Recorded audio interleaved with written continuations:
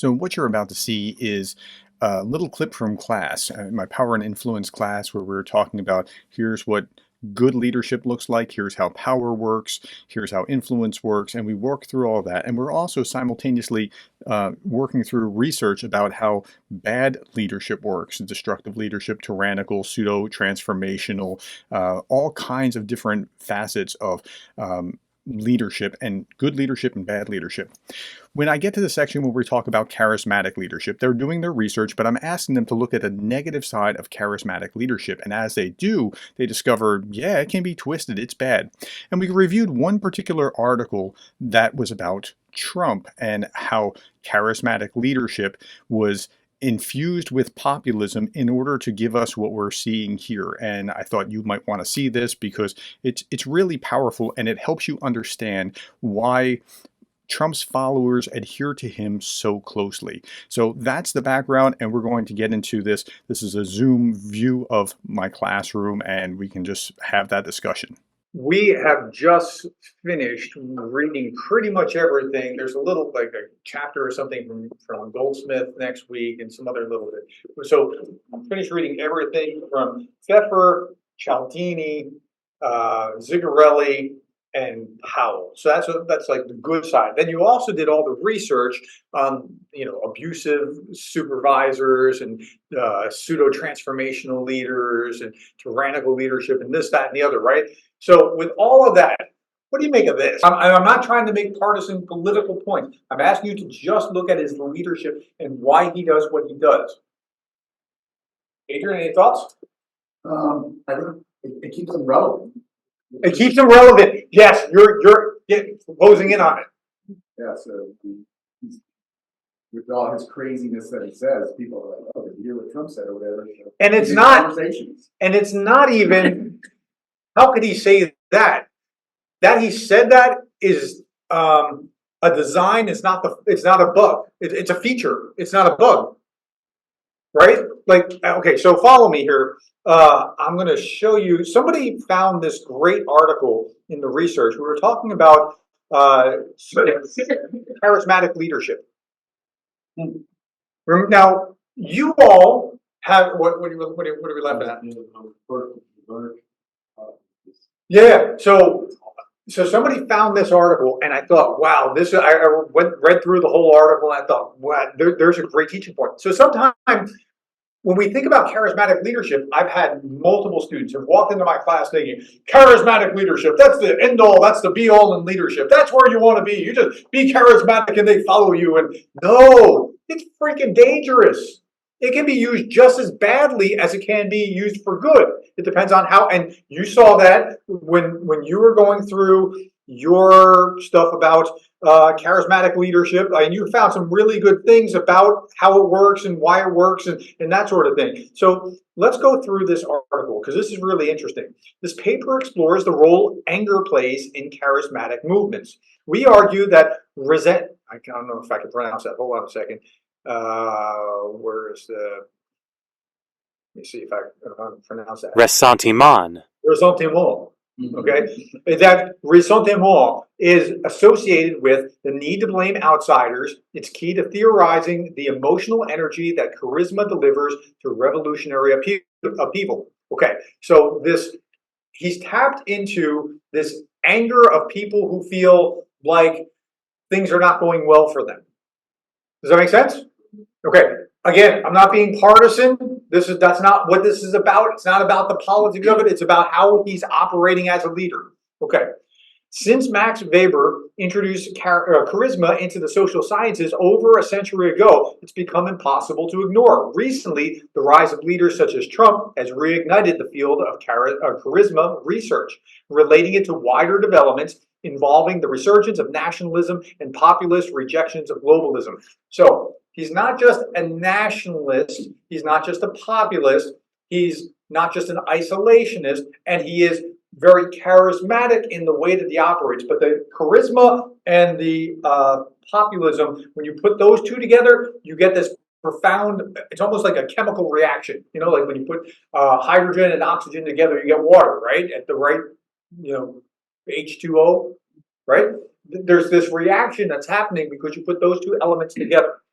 Okay, we pull on threads from past research on charismatic emotions and charismatic rupture. However, we take these strands one step further by focusing on anger, which we see as emotion that entails a profound dissatisfaction and injury to one's social worth and identity and longing for revenge. So who's got this feeling of injury to their social worth and identity? Okay, so if you roll back the clock 20 years ago, Democrats were sticking up for the little guy. That's the way they always framed themselves. And that shifted. Somehow along the way, that shifted to an identity politics, and the little guy that the factory job has left, and they feel like they've been displaced by society, are the ones that love, generally, not all, but the people that love Trump to death. Like they just can't get enough of Trump for this reason. That is largely what's happening with these followers. Okay, this is because anger is the most potent emotion for enlivening charisma's capacity for status quo disruption. He's a disruptor, like everybody knows that. Like he's more establishment than the establishment, right? Nikki Haley and Trump are about to have their face off in South Carolina here in just a couple weeks, right? So it's coming up real soon, the 24th. Early voting's already started. Or early voting's already started. But she is seen as establishment, even though he's establishment and has almost all the endorsements of his party's establishment. But he's a disruptor. Why? Because he's the disruptor for this reason. You see where I'm going? Yes? Again, this is not political. This is looking at the leadership, what's going on here. Okay, this is because anger, the most potent emotion for enlivening charisma's capacity for status quo disruption, dispersing energy toward attacks on structures and institutions. Why do angry people look for charismatic leaders? Because that's what's at play. Trump is not about Trump. Trump is about the followers who feel displaced, who are angry, who are looking for a Trump. Does that make sense? Bernie is the opposite reflection on the other side. Right? So there's a Bernie kind of doing the same thing, although he's not nearly as relevant anymore as what he was an election cycle or two ago, and what Trump is. Okay. What sorts of communities does such rageful charisma create? Probably not good ones. Let's look at it. By focusing on anger, charisma research recaptures its theory of revolution, while populism study acquires a better account for why anger of the people often it finds expression in a singular emblematic leaders. So a populist is somebody who says, well, we the people aren't going to take that anymore, but they're really generally only looking at this subset of people, calling that subset the people. Does that make sense? That's how populists All throughout every. But populists are particularly potent on doing that and saying, we're not going to take it from you, the establishment, and they particularly do that sort of thing. Does that make sense? Okay. So you combine those two things together. The link between charisma theory and emotions has long been recognized. Max Weber, writes, a unique object of cultivation is the distinct subjective condition that notably represents or mediates charisma, namely ecstasy. Like when people get around a really charismatic leader, they're like, oh, he's just awesome, right? It's weird, but they're like almost entranced by the character. So, and Trump had, believe it or not, like some of you are not going to believe this because you're like, Trump, yeah, he's evil. And others of you are going to be like, yeah, I see that. Like some people see that as just awesome. It's the people that are most feeling disenfranchised, even if whether they are or aren't is immaterial. If they feel it, that's the reaction that they're having when they're finding somebody who's going to embody their anger and rage and talk about tearing down the system. I'm going to drain the swamp or whatever it is, right? Okay. At the group level, charisma is even more capricious and fitful, surging as short-lived mass emotions that seize the public with unpredictable effect in moments of collective fervor, right? This is the stuff of riots, right? This is what, like, riots, like, you have normal people who go to work, love their family, pay their taxes, and then they just burn down that building. What happened? Right? It's that kind of stuff. Not saying that this is what's happening every time, but this is the Same kind of an effect. Okay. It subsists in the basis of feelings. To survive at all, it must continually stoke emotional response through new and ever more awe-inspiring proofs. And so there's the outrage of the day that comes out, right? All right. The result is that audiences come to experience elation, the high of being part of a powerful, like-minded community, which is also amplified on social media, right? But if everybody that you know is all saying the same thing, you're kind of like, yeah, that's right. These people are terrible. They're awful. They're right. Both sides do that kind of thing, but you're particularly going to get this pronounced effect with a group like this that has this, because Trump becomes this lightning rod for the anger of the group that feels put out, right? Okay. Anger stands out as an emotion that's often associated with charismatic leaders. Hitler, Martin Luther, Joan of Arc. We're talking about Martin Luther, 15th century Martin Luther. The other Martin Luther got the memo and went, this isn't a good idea, guys. Let's not. Malcolm X would have, but MLK wouldn't. Weber seems to have focused more on the affective states. Affective means feelings. The feeling state of ecstasy and enthusiasm. Anger, if mentioned at all, seems subsumed as a minor voice. So that's how Weber talked about charisma. It wasn't like focus on anger, but if you put that populist piece together, and that's what happens in Trump, then you get it. So Weber frequently describes a berserk, and in some places, berserk charisma, and that's how they're defining this. The wrath of these berserk cases always originates out of weakness. It involves individuals who are initially enfeebled in some way, but by being untested, youthful, solitary, insulted, or hailing from a subjected group. It's also noteworthy that this angry charisma manifests as solely as a striking force. Okay? Recklessness and self-abandon is the key to understanding the berserk's power. If it is true that fear, now listen to this carefully because this is really important. So you hear commentators talk about, well, these people that support Trump, they're just afraid, they're fearful. No, they're angry. And that's what's motivating this. It's not fear driving it, it's anger. If fear concentrates the mind, we can say that anger has the opposite effect, vaporizing it. Right? You're not even thinking. What did Trump say just yesterday, day before yesterday? He talked about, like, if NATO, you don't pay your bill, then, somebody in NATO asks, would I defend them if you don't pay your bill? Let Russia do whatever the bleep they want.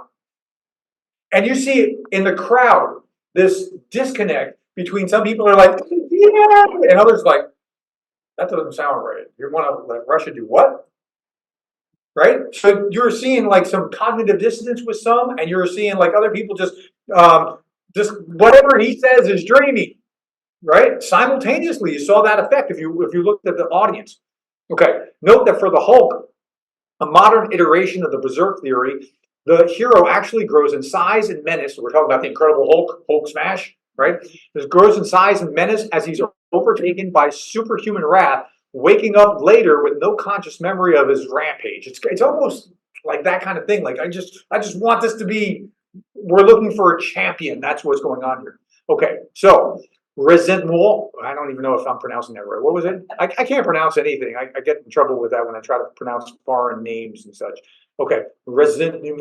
Ressentiment. Okay, the ressentiment and problem solving in populist leadership. Populism is by its nature requires a bashing of elites. That's what populism does. These guys, they're crooks. Now we're the people, and we want to take that back. That's the nature of populism in a nutshell. Okay, so we'll briefly consider a scholarly account of anger's role in theories and populist mobilization. In a 3-wave panel survey conducted in Spain, for example, they identified anger rather than fear as a common emotion behind support for populism. Again, anger is driving the phenomenon that is Trump. However, grievances are by themselves not sufficient for explaining the movement formation.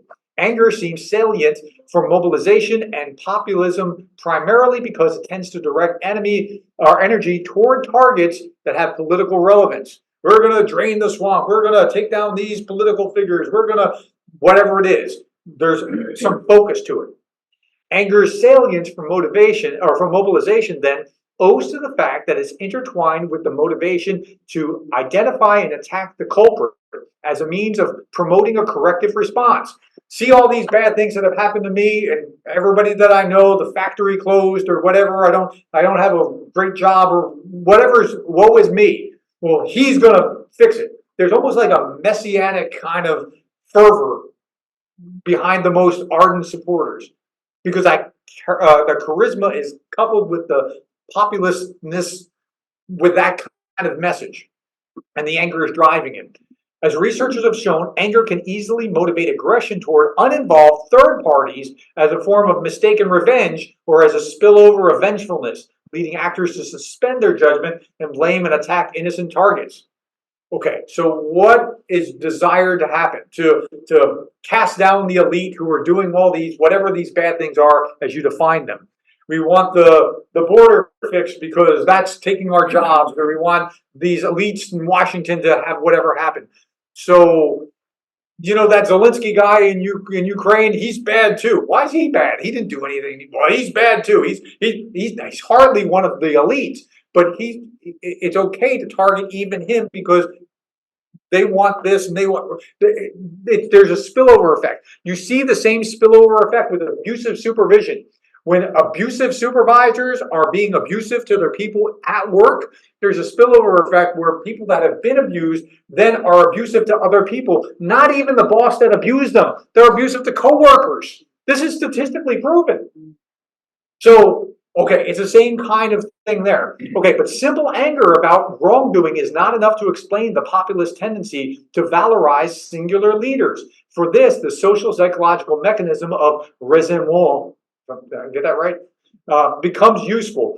Originally described by Nietzsche as a slave revolt mentality, resentment can be understood as a form of psychological alchemy through which dominated groups achieve victories by overturning the established value tables and reversing good-bad distinctions as they apply to themselves and their enemies. Resentment offers a form of compensation for feelings of shame, suffering, and powerlessness. So if you want to correct Trump, you don't just remove him. You have to fix the underlying issue. Now, it's the same thing when you're talking about Bernie or woke or whatever else. Get to the place where you're dealing with whatever the underlying cause of the issues are that people are experiencing that's causing the anger. Like, fix that, and then you won't have this kind of thing going on. But if it's not Trump, it's going to be somebody else cut out of that same cloth if you don't fix whatever's broken. Does that make sense? At the political level, members of the public can engage in magical fantasy retribution by aligning themselves with leaders who they perceive to be sufficiently powerful for discharging anger on their behalf within areas where their subjects feel impotent. Do you see how that is driving everything focused on through him? So he's going to be a force to reckon with because it's not just a rational choice of, do I think that Haley's policies or Trump's policies are right? That's not what's driving this.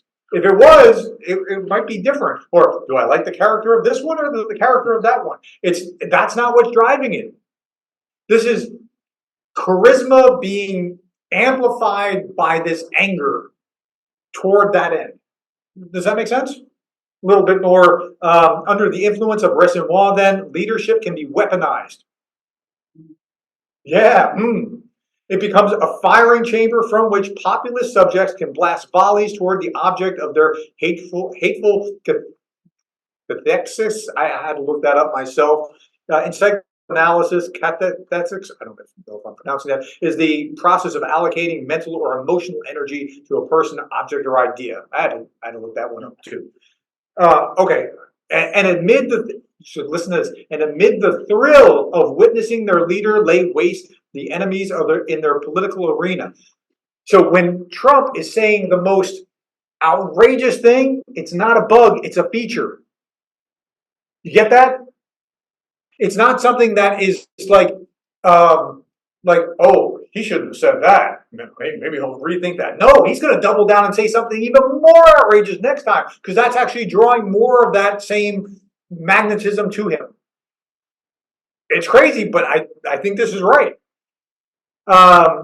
Charismatic devotees are themselves emboldened, reworking their identities in ways that ameliorate negative feelings associated with this self, this value, and shame and envy. So as he is saying this, they're feeling better about themselves.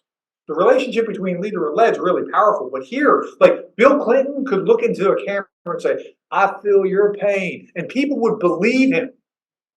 Really, really, like millions of Americans thought, like, "Oh yeah, he gets me." Right? The same kind of phenomenon here on the other side of the political spectrum with Trump, except it's driven by anger. Resimwall, however, highlights the role of social problems, real or imagined, producing inner tensions and awakening desires that are imaginatively resolved through weaponization of leadership.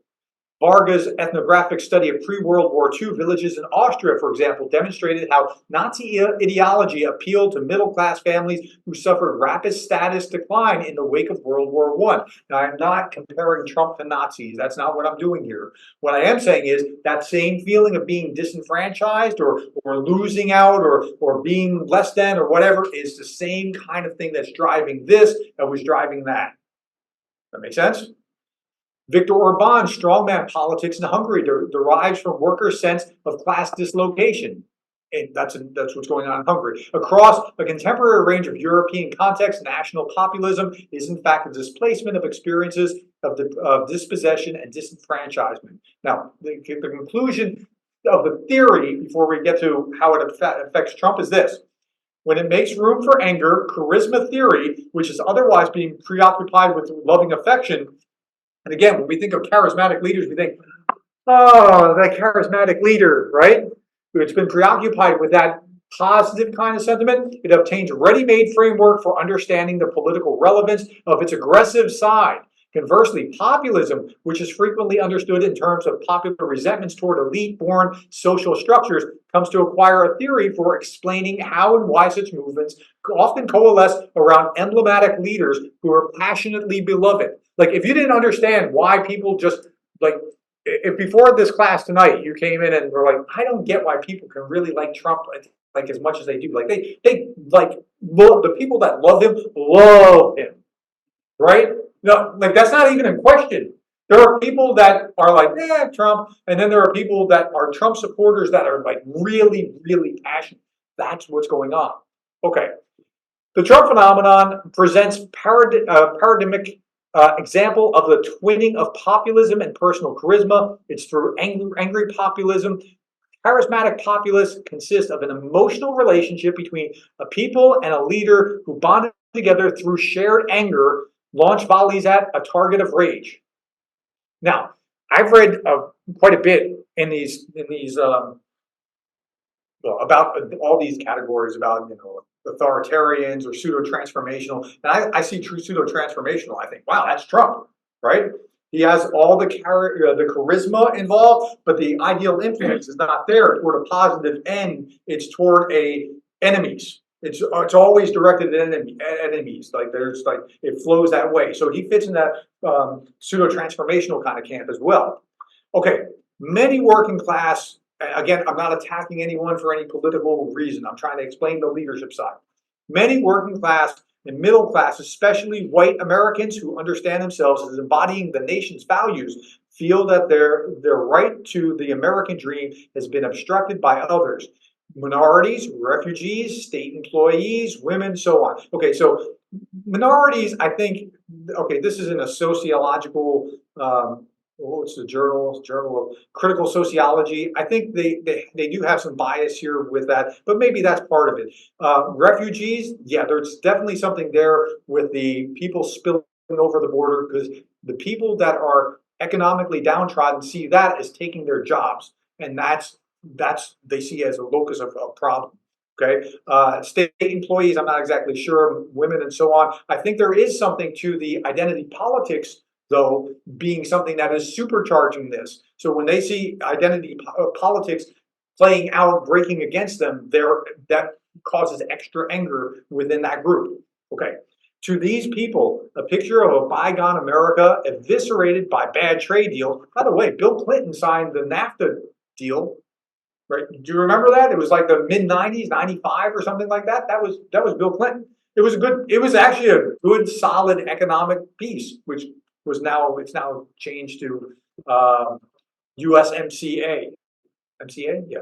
Okay, to these people, a picture of a bygone America eviscerated by bad trade deals signed by financial elites is significant because it allows them to connect personally felt losses to wider social processes and institutions. So think about the inflation that you have over the last 5 years. Like if you're making what you were making 5 years ago, you have 80% of the purchasing power that you had 5 years ago. Right? That's what inflation has done to you. So unless you've been promoted or got some kind of raises here, you're down 20% of what you were in real purchasing power. So if you're mad every time you go to Walmart, you might be a candidate for this kind of anger. Does that make sense? Okay. Perceived threat of loss and ignominy is enough to make people fearful, anxious, and angry. But again, the emphasis is on the angry. Close attention to the case at hand leaves little doubt that Trump is singularly beloved by his fans, and he really is. You might hate him, you might love him, I don't know, right? But even if you just suspend your disbelief, if you're in a camp that doesn't love him, like, because these people, there's a certain core that love him, love him, love him. Now, there's a squishy middle that is like, really? Why? What's he doing? Why is he saying this stupid stuff? And then there's a part that hates him. But the people that love him, they love him. Okay, close attention to the case at hand leaves little doubt that Trump's singularly beloved by his fans. To quote so often used to give evidence for this point came from Trump himself at a campaign stop in Iowa in 2016. I have the most loyal people. Did you ever see that? He was referring to the polls indicating high levels of loyalty among Trump supporters. I could stand in the middle of Fifth Avenue and shoot somebody and I wouldn't lose any voters, okay? It's like incredible. My people stay. People love, and they were like okay with him saying that. Okay, so if you heard him say that and you were okay with him saying that like you're in a different camp than like going, you probably shouldn't say that.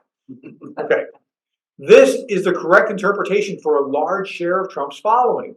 In the logic of weaponization of the leadership discussed above, Trump is meant to go on violent rampage. Listen, this is what his people want. He's meant to go on. Now, this could be metaphorical. This could be just tearing down the system. It doesn't mean like he's going to go beat people up or something like that. It's not like a vigilante superhero or something. In the logic of the weaponization of leadership discussed above, and remember, this is the dark side of charisma. This is how we got here, because somebody actually found this article in your research this past week. Trump is meant to go on violent rampages against those who are supposedly the source of their shame. The Fifth Avenue elites, the swamp-dwelling Washingtonians, the immigrants, the racial minorities, those who are taking their rightful place. So he's supposed to be doing combat on their behalf.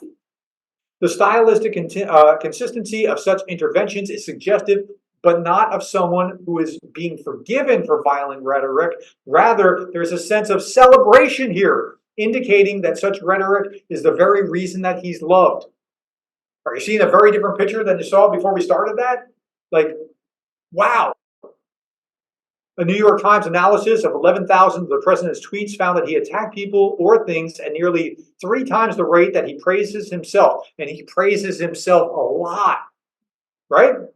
We therefore suggest that expressions of anger are intrinsic to the kind of charismatic figure that Trump cuts for his audience. Again, it's not a bug, it's a feature.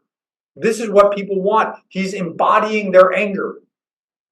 Right? Or not all people, obviously. This is what the people that follow him want. They talk at some length about January 6th in here. The conclusion, sociologists often associate charisma with a love and affection that develops with the cultic milieu around the leader. In such a vision, charisma is seen as a smaller nuclear force that binds leaders and followers together through passionate union of affection of emotions. That's normally how we think about charisma. The prevailing focus on leader love may gloss over more sinister, aggressive aspects of charismatic leadership. We draw on Weber's neglected concept of berserk charisma, that is, charisma acquired through self-abandoning, bloodthirsty rage. We connect this idea to existing works in the field of populism studies. We specifically identified raisonnement as a bridging concept that clarifies why populist subjects who experience anger and psychological discomfort over real or perceived powerlessness seek angry, rageful leaders. And again, if it's not Trump, if you don't fix whatever's underlying, you get somebody else who will do the same thing.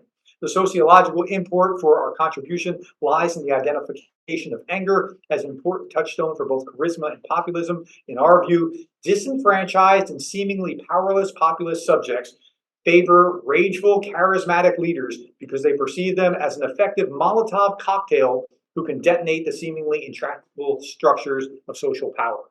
That last line sums him up. That's exactly what they're voting for when they're voting for him. What do you think? Makes sense. They like, I think that everything in there is painted from a. I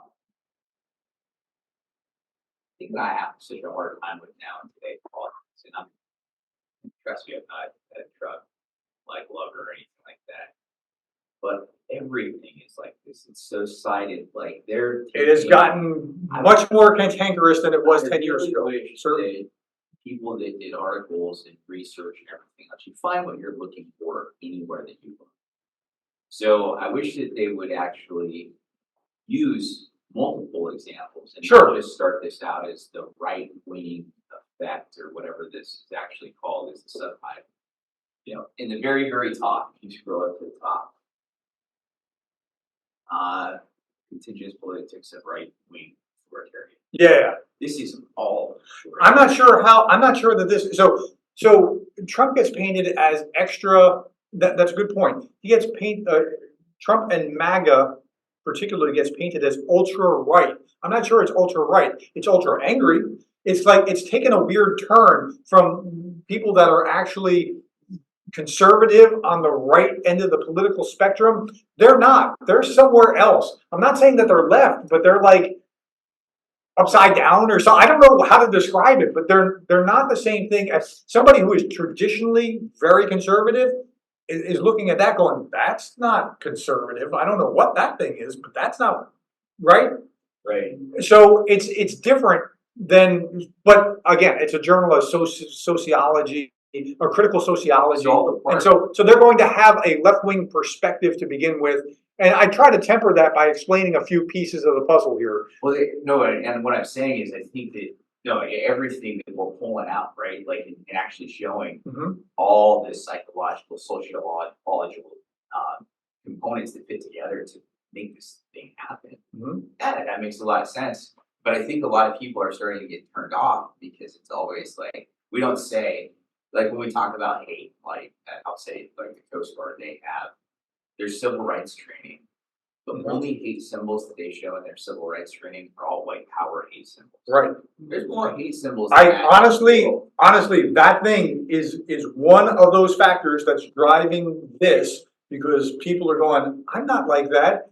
And when they know from their own experience, I'm not like that, and then this is overlaid over them as if they're the problem. They're angry, causing more of this. It's not just that. Show the other hate symbols. I understand exactly what you're saying. People start shutting off. They won't have conversations over this when they're reading something, even though all the material there goes, wow, that makes a lot of sense. Everyone just kind of goes like, yeah, I understand. Yeah, we hate those right wingers, or oh my gosh, we aren't like that at all. So that's not the only piece of the puzzle, but that is a piece of the puzzle.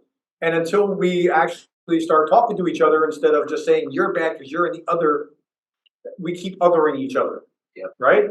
We said this a few weeks ago. It was either this class or I teach in the same classroom, and this is a pain for me because I can't remember if I said this to you or to the other graduate class that I teach in the same classroom. But we can either find unity or we can find differences. Do we have that conversation in here? I don't think. Okay, so it must have been my other class. If we want to find differences, you and I, Carolyn, we can find differences. Black, white, male, female, different life experience, different roles, different whatever. We can find differences all day long. Or we can find unity all day long if we look for unity. And we spent all our time in the last decade or so finding every difference that we could possibly find and amplifying all the differences and then othering other people who are different from us. Rather than, like, you and I want 98% of the same stuff, maybe 95%, let's say that. right? We want a happy life. We want to be successful. We want to grow. Neither of us want to be discriminated against, right? We can list all those same things that we actually want. So we can find great unity in there, but we've gone the other direction, and people on both sides of this actually feel disenfranchised and with legitimate grievances. But again, to understand his leadership, you actually have to look at his followers. Now, I got there because I was looking at this. This was one of the things with the charismatic leadership. By the way, up through today, all of these categories, I went back through all the blues, and I, looked at it a second time to turn green, yellow, or red. So that's all done. And all we have left are the last two categories of derailed and unethical leadership. So let's work through some. But I'm sorry. What other thoughts did you have about that article? I'm sorry. Other thoughts? Did it give you some ahas? Did it have some explanatory value? Did it help you see things? Did you react against it and say, "I'm not going to say anything, but that's crap"? That's fine. If that's what you thought, that's okay. I pictured that, like, as we're going through that, I've thought about this for a very long time. So, like, this reminds me of even 1970s type. This is very, what we're going through right now feels very much like what I read about in 1968, 69. Right after Vietnam time. Yeah, it's really divisive. It's crazy divisive.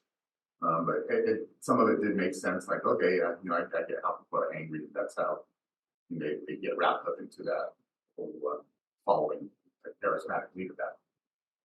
That can channel that. He's a lightning rod. Look, you can find that. So you find the same kind of thing in a different way, not in the angry sense, but like look at Barack Obama and look at Ronald Reagan. And both of them channeled Republican or Democrat, depending on which one you're looking at, their values. Like when you heard Ronald Reagan speak, if you were a conservative, you're like, yeah, he's speaking what I think. If you heard Obama speak and you were a Democrat, you were thinking, yeah, he's articulating, right?